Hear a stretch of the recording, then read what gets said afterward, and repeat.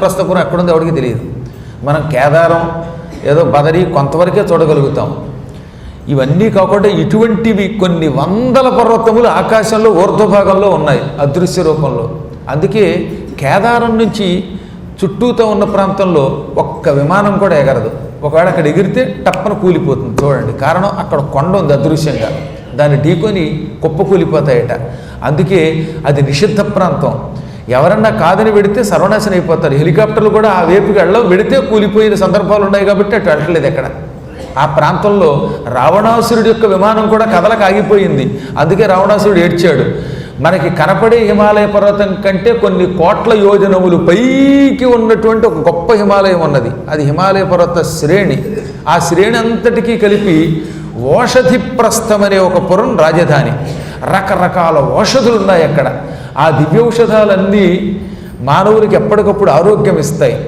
అవి భూమికి ఎప్పుడూ రావు, కానీ ఒక్క ఆషాఢమాసంలో మాత్రం భూమికి దిగి వస్తాయట. అందుకే ఆషాఢమాసంలో ఎవరైనా చారుధామ యాత్ర చేయగలిగితే, అనగా కేదారం, బదరి, గంగోత్రి, యమునోత్రి వెళ్ళగలిగితే ఓషధి ప్రస్థంలో ఉన్న ఓషధి మూలికలు అక్కడికి దిగుతాయి కనుక వాటి వాసన వల్ల వీళ్ళకి ఇహం పరం ఆరోగ్యం అన్నీ లభిస్తాయి, భుక్తి ముక్తి లభిస్తాయి. అందుకనే పూర్వకాలంలో తప్పక ఆషాఢమాసంలో ఒక్కసారైనా ఈ హిమాలయ పర్వత యాత్రకి వెళ్ళేవారు. ఇప్పుడు కలియుగం కదా, మనకి చాలా బద్ధకం పెరిగిపోయి, ఓపిక పెరిగిపోయి, హిమాలయ పర్వతాలకి నడిచి వెళ్ళడానికి ఓపిక లేక కారులో వెళ్ళినా మళ్ళీ హెలికాప్టర్ ఉంటుందా లేక రోప్వే ఉంటుందా అనుకుంటున్నాం. కానీ ఆ ప్రాంతంలో నడిచి వెళ్ళాలట. నడిచి పెడితేనే ఈ ఓషధులన్నీ ముక్కుల్లోంచి హృదయంలో ప్రవేశిస్తాయి. అవి ఇటు ఆరోగ్యము ఇస్తాయి, ఇటు గొప్ప సంపద ఇస్తాయి, ముక్తి ఇస్తాయి. ఇంతెందుకండి, భయంకరమైన కుష్ఠరోగం తొలగడం నేను కళ్ళారా చూశాను. ఒక వ్యక్తికి పుట్టుకతో ఈ వేళ్ళు ఇక్కడ దాకా తెగిపోయి రసికారిపోయి పుళ్ళు పడిపోయిన కుష్ఠరోగం ఉన్నాడు. చర్మ వ్యాధితో నానా బాధ పడేవాడు ఆయన. కేదారం వచ్చాడు. నేను చెప్పినట్టే మందాకిరిలో చస్తే చస్తాను, బతికితే బతుకుతానని స్నానం చేశాడు. ఇప్పుడు హాయిగా తన పనులు చూసుకుంటాడు. మొండి వేళ్ళు కూడా అందంగా ఉన్నాయి. ఎంతమందిని చూశాను అలాగా. 2011 సంవత్సరంలో కొంతమంది మాతో వచ్చారు. అందులో ఒక అతను ఆస్మా పేషెంట్ ఉన్నాడు. అసలు కొండెక్కడమే కష్టం అనుకున్నాడు, కొండెక్కేశాడు, నడిచెక్కాడు. ఆ అబ్బాయి స్నానం చేశాడండి. ఇప్పుడు హాయిగా హైదరాబాద్లో ఉద్యోగం చేసుకుంటున్నాడు. మళ్ళీ తుమ్ము దగ్గు ఎరగడండి. అతను నమ్మకంతో చేశాడు. ఆ కేదారం దగ్గర ఉన్న గంగానది భయంకరమైన చలి కదా, మామూలు చలి కాదు, గట్టగట్టేసే చలి, -డిగ్రీలు కదా అక్కడికి ఒక మాదిరివాడు ఎక్కడానికే భయపడతాడు. అటువంటిది ఆ కుర్రవాడు ఏమైతే దవుతుందని బోల్డ్ డబ్బులు ఖర్చు పెడుతున్నాం, యావత్ జీవితం ఆ మాత్రం డబ్బులు ఖర్చు పెట్టుకోలేమని వచ్చాడు. అదృష్టవశాత్తు పెద్ద డబ్బులు కూడా ఖర్చు ఏమున్నాయి, ఇలా నడిచి వచ్చేవాడికి ఖర్చు ఏముంటుంది, గుర్రం ఎక్కితే తప్ప. అందువల్ల పైకి వచ్చాడు, స్నానం చేశాడు. స్నానం చేశాక ఆస్మా లేదు. ఇప్పుడు ఎక్కడికెళ్ళిన ముక్కుకి ఏదో కరోలినా పేషెంట్ కట్టుకున్నట్టు గుడ్డ కట్టుకుని కక్కు అని దగ్గుకునేవాడు కాస్త ఇప్పుడు దుమ్ము ధూళి ఉన్న లెక్క లేకుండా ఉద్యోగం చేసుకుంటాడు. హైదరాబాద్లో మీకు చూపిస్తాను, కొన్నాడు కావాలంటే రండి. ఎంతోమందిని చూశాను నేను, హేమహీమలు చూశాను. మా అన్నయ్య సంగతే చూసుకోండి. మా అన్నయ్య గారు, మా పెద్దన్నయ్య 2009 సంవత్సరంలో భయంకరమైన ఆపరేషన్ చేశారు. ఆ లోపల ఉన్నటువంటి అదేదో ఉంటుంది తీసి పారేశారు. ప్యాంక్రియాటిక్ అనేది తీశారు. అది పెద్ద ఆపరేషన్ ఏం కదట, కానీ ఏం జరిగిందో తెలియదు. కానీ కర్మ ఓ దిక్కుమాల ఆసుపత్రిలో చేర్చారు. మళ్ళీ ఇంటికి వచ్చాక మళ్ళీ మొదలైంది, కుట్లు తెగిపోయి. అసలు ఆయన బతుకుతాడో లేదో అనుకున్నాం మేము. 2009లో జరిగింది ఇది. రోజు బెంగెట్టుకునేవాళ్ళం. ఆ సమయంలో మేము యాత్రలకి ఉజ్జయినిలో ఉన్నాం. అప్పుడు నేను వెంటనే ఒక చోట కూర్చుని మృత్యుంజయుడి జపం చేస్తే పావు గంటలో ఆయనకి సెట్ అయిపోయింది. సెట్ అయింది, అదంతా పెద్ద గొడవ అనుకోండి. ఆయన దేవుడి దేవుళ్ళు ఆయన హాయిగా మాకు దక్కాడు. ఎందుకంటే మా పెద్దన్నయ్య గారు లేకుండా మేము ఉండలేము ఒక క్షణం. ఆయన అంటే అంత ప్రేమ. మా నాన్నగారి తర్వాత నాన్నగారు లాంటి వాడు. అందువల్ల సృష్టి రహస్యం ఎప్పుడైనా వెళ్ళిపోతారు. కానీ కొంతమంది మీద మాకు భక్తి ఉంటుంది. మా ఇంట్లో ఉన్న అందరికీ ఉన్న గొడవ ఏంటంటే, అన్నగారులు అంటే భక్తి, తమ్ముళ్ళు అంటే ప్రేమ. ఒకళ్ళంటే ఒకళ్ళకి ప్రాణం. వీడి కోసం వాడు, వాడి కోసం వీడు త్యాగం చేయడం తప్ప ఒకళ్ళొకడు తిట్టుకోవడం ఎరగం. ఒకవేళ ఎప్పుడైనా తిట్టుకుందాం అనుకున్నా మనస్ఫూర్తిగా తిట్టుకోలేము వచ్చేది ఎప్పుడు. ఇంత గొడవ ఉన్నది. సరే, మా జపం ఫలించింది, ఆయన బాగుపడ్డాడు. ఇంకా నడవలేడేమో, ఏ పని చేయలేడు, తింటే అరగదన్నారు. అంటే ఆపరేషన్ వికటించి అంత ఇబ్బంది పాలయ్యాడండి. అవన్నీ నేను బాగు చేసుకుని నాతో పాటు హిమాలయాలకు రాన్నాను. మా అన్నయ్యకి నేనంటే ఎంత ప్రేమ అంటే, నేను చెబితే గంగలో దూకేస్తాడు. తమ్ముడు కాదు, మా పాలిటి దేవుడైన ఆయనకి నమ్మకం. అందుకని ఆయన ఏం చేశాడు, ఈ ఆపరేషన్ అయినా సరిగ్గా 16 నెలల తర్వాత 17 నెలల తర్వాత వెళ్ళామండి మేము. ఈ యమునోత్రి, గంగోత్రి, ఆ తర్వాత కేదారం, బదరి, ఈ చారుధామ యాత్రకి మానవమాత్రుడైతే వెళ్ళడు, ఆయనకు ఓపిక లేదు. అయినా సరే నాతో పాటు హరిద్వార్ వచ్చాడు. హరిద్వార్లో భాగవత సప్తాహం చేసుకున్నాం, బయలుదేరాం. కాలినడకను కొండెక్కేశాడు. అసలు ఆయనకి ఆపరేషన్ జరిగిందని ఎవడికి తెలియదు. శుభ్రంగా కొండెక్కి మాకంటే ముందు స్నానం చేశాడు. ఇప్పుడు హాయిగా మాతో పక్కన కూర్చుని మేము ఇంకా పొద్దున కాస్త కాఫీ తాగుతాం, కానీ ఆయన కాఫీ కూడా తాగకుండా 1 గంట దాకా పారాయణ చేస్తున్నాడు. అంత ఆరోగ్యంగా ఉన్నాడు మా పెద్దన్నయ్య. ఆయన మంచి తెలుగు పండితుడు, రిటైర్ అయిపోయి తణుకులో మకాం పెట్టారు అనుకోండి. చెప్తాను, వేళకెంత టెన్షన్గా నెలకెంత పింఛను పుచ్చుకుంటూ ఏ విధమైన ఆలోచనలు లేకుండా నేను పిలిస్తే వస్తాడు, లేకపోతే ఇంట్లో కూర్చొని జపం తపం చేసుకుంటున్నాడు. ఎందుకు చెబుతున్నానంటే, నేను నమ్మి కొన్ని ప్రాంతాలకు రావాలి. ఆ ప్రాంతాల్లో దివ్యశక్తులు ఉంటాయి. మేము ఆషాఢమాసంలో వెళ్ళాం. ఒరే, ఆషాఢమాసంలో ఈ కొండ మీద అడుగుపెట్టి గంగానదీ స్నానం చేస్తే రోగాలు తొలగుతాయన్న నా మాట మా అన్నగారు పెద్దవాడు, నాకంటే దాదాపు 15 ఏళ్ల పైన వయస్సు ఉన్నటువంటి వాడు, 20 ఏళ్ల పెద్దవాడు విన్నాడు. దాని ఫలితం ఇప్పుడు అనిపిస్తున్నాడు. కారణం ఏంటంటే హిమాలయ పర్వతంలో ఉన్న గొప్పతనం, కేదార క్షేత్రం యొక్క గొప్పతనం. ఇది తెలియ కొంతమంది ఏమో, అమ్మో అక్కడ చలిస్తుందేమో, చలిపోతే ఏమొస్తుందండి, హిమాలయాల్లో చలిపోతే నీకోసం వేడి నీళ్ళు పెడతాడా దేవుడు, అక్కడ హీటర్ పెడతాడా? ఏం పెట్టడు.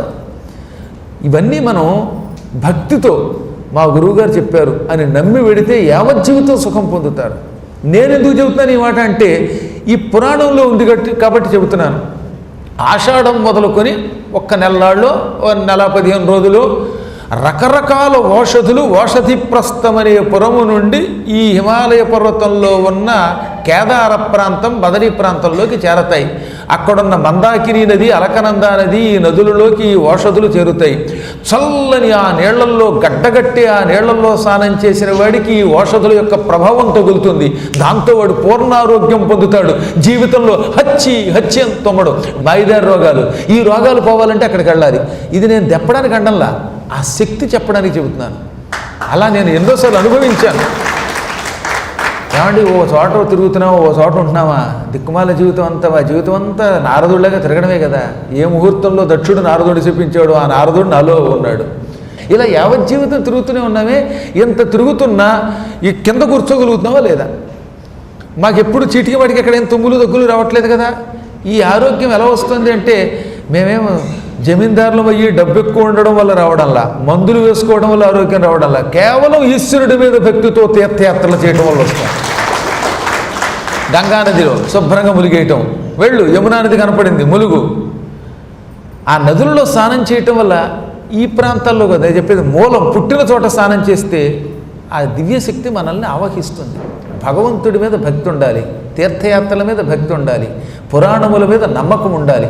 అప్పుడు వాడు తరిస్తాడు. అన్నిటికీ పిరికితనంతో భయపడితే ఈ లోకంలో ఎలాగో సుఖం ఉండదు. ఈ పిరికాడు ఉన్నాడే, ఈ శాస్త్రముల మీద నమ్మకము లేనటువంటి వాడు, యాత్రలకు వెళితే ఏదో అయిపోతుంది అనుకున్నవాడు, కన్నీళ్లు తెప్పిస్తాయి అనుకున్నవాడు, వాడు ఇక్కడా సుఖం పొందడు, చచ్చాకను సుఖం ఉండదు. ఇహపరములు రెండూ ఉండవు. అసలు పోని నువ్వు ఇలా భయపడి ఎంతకాలం దాక్కుంటే బతుకుతావండి? నాకు చన్నీళ్ళు ఒంటికి పడవండి, ఆ నీళ్లు తగలగానే నేను చచ్చిపోతానని భయపడినవాడు ఈ శరీరమును ఒక 100 ఏళ్ళు బతికించుకోగలడా? ఏదో టైంలో వెళ్ళిపోతుంది ఇది ఈ శరీరం. అదే భగవంతుడిని నమ్ముకుని నువ్వు అక్కడ స్నానం చేస్తే, ఒకవేళ నీ అదృష్టం బాగుండి పోతే కూడా కైలాసానికి పోతాం. ఎక్కడికి పోతాం? కేదారంలో చస్తే డైరెక్ట్గా శివుడి దగ్గరికి వెడతాం. అంత యోగం ఎక్కడ పడుతుందండి మనకి? భగవంతుడు ఇక్కడ ఉన్న వాళ్ళందరినీ పట్టుకెళ్ళి కేదారంలోనో బదరిలోనో చంపడు. చచ్చే వాళ్ళంతా వైకుంఠానికో కైలాసానికో పోవాలి. వీళ్ళందరినీ భరించద్దైనా మళ్ళీ వెళ్ళినైనా నీ గుంటూరో, నీ ఉంగుటూరో, టంగుటూరో, ఏలూరో, సాలూరో, ఒప్పలో, తెప్పలో వెళ్ళు అంటాడు. అందువల్ల మనకంత యోగమైన రమ్మంటే రాదు. రావాలంటే ఎంత తపస్సు చేయాలి. అందువల్ల ఈ రోజు నుంచి మీరు తీర్థయాత్రల మీద నమ్మకం పెంచుకోండి. డబ్బు లేకపోతే కనీసం అప్పుడప్పుడు ఏ 10 ఏళ్లకు 5 ఏళ్లకు ఒక్క యాత్రకైనా వెళ్ళండి.